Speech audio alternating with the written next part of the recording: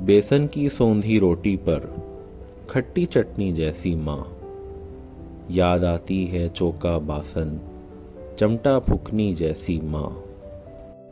बान की खरी खाट के ऊपर हर आहट पर कान धरे। आधी सोई आधी जागी, थकी दोपहरी जैसी माँ। चिड़ियों की चहकार में गूंजे राधा मोहन अली अली।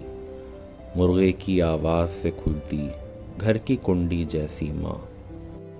बीवी बेटी बहन पड़ोसन थोड़ी थोड़ी सी सब में, दिन भर एक रस्सी के ऊपर चलती नटनी जैसी माँ। बांट के अपना चेहरा माथा आंखें जाने कहाँ गई, फटे पुराने एक एल्बम में चंचल लड़की जैसी माँ।